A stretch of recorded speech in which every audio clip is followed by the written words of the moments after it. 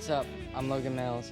In this video, I'm going to help teach you about skipping.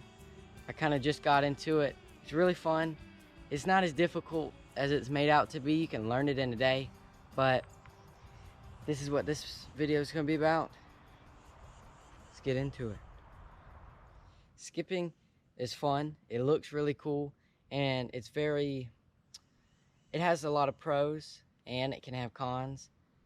I like skipping because it's a way to silently or quietly as you can get your lure under up any structure, like I'm casting right now underneath the little skimmers in our pool.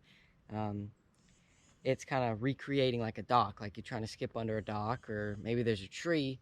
That's what I'm trying to recreate, so when I get out there on the lake or wherever I'm fishing, it's easier to do.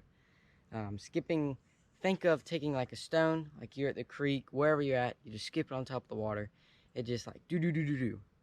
The point of this is to slow your bait down slowly, rather than if you just cast, it makes one big splash. If there's a fish exactly where you casted it, you might spook it. But with skipping, you can get it up under there a little quieter and kind of coax the fish so you don't spook him. It's also easier to get up under docks rather than just like when you're overhead casting.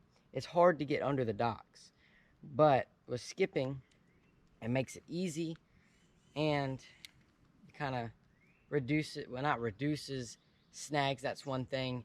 Until you master it, you probably will get hung up, and I do recommend a spinning rod. Any spinning rod works. It doesn't have to be this one. I like this rod and reel, but you can do it with bait casters, but that's just asking for trouble. With the brake, you have to slow it down, but you have to cast it enough. It's a lot.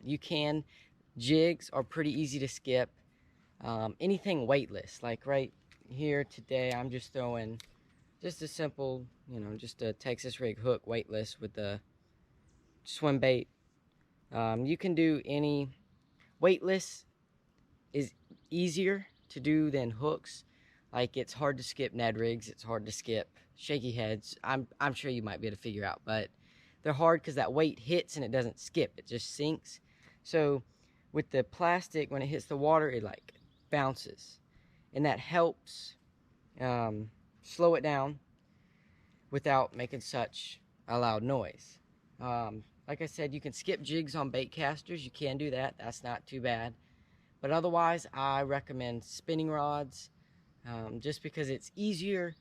You don't have to worry about, putting your thumb on the bail to stop it in time before you get a bird's nest. Or if you hit the dock and mess up, you don't have to worry about it. You just reel it back up. And, if you don't stop it in time, you hit the dock, you're going to get a huge bird's nest. But also, skipping looks really cool. It's not hard. You can learn it in a day.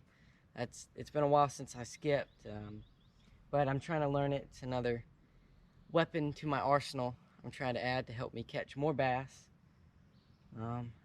So show you a few. It's gonna be kind of hard to do it on command, but it's different for everybody. So I can't say there's a certain way to do it, because some people might just do it completely sideways. Some, like I like doing it like, which I messed that one up. I like spin my rod because it helps. Like if I cast like this, I lift up as I cast, and it helps get that lure just above the water. Every now and then, I'm still learning, and it just helps it skip better. But you do it however you want. It's once you get that spot, like that was a good one, but I wasn't in the skimmer. Everybody has a different way of doing it. Like, once you find how to do it, key in on that. One thing that I'm doing now is trying to make 100 in a row in the skimmer. It's a good way to practice. It is difficult, but in the long run, it will pay out. That was another good one, but it wasn't accurate. You can even do it with flipping jigs. You can take like a little coffee mug, put it out in the yard, and flip.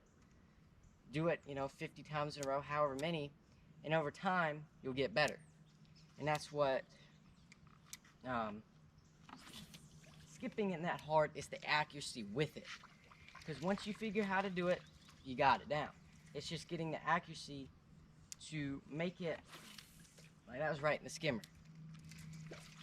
You just got to get the accuracy down, and once you can get it down, just practice, practice, practice. Practice makes perfect, like they say. It's in my opinion, it's better than just casting like, overhand, because it makes, I don't know if you'll be able to hear this, but like, let's say that. You cast, I don't know, let's say you mess up or something and you make that loud splash. If there's a fish there, he might not move, but most likely that bass is going to take off just because they're not skittish, but they are alert always keen. So if you cast, I don't know, something happens, you make that cast, that fish might be gone.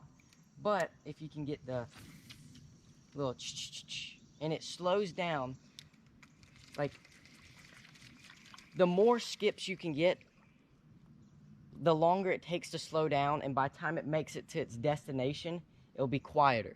Rather than just one big splash, it helps, not spook fish.